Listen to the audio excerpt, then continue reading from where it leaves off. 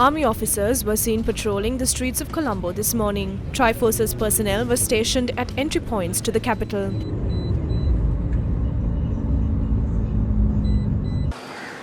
Roadblocks and checkpoints were set up in some areas.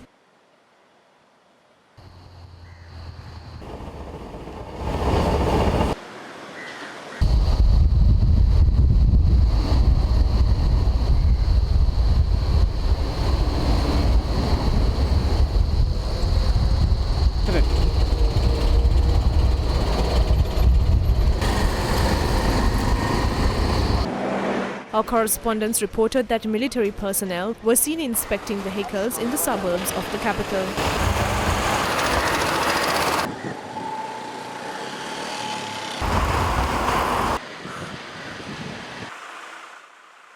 Similar security arrangements had been made outside Colombo as well.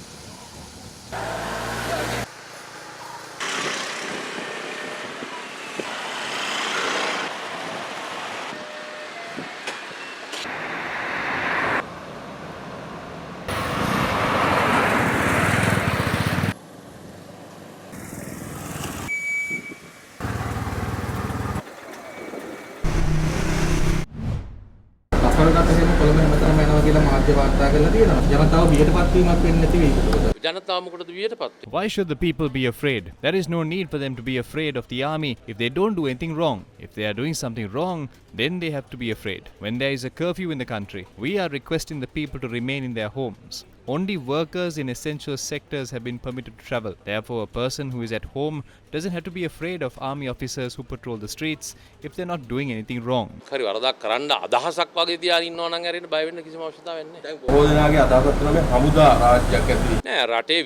No, there is a constitution. The army acts according to the constitution. How can the army rule the country when there is a president? There is no need for a military rule. The president is the commander-in-chief of the armed forces. What is there for the military to capture power?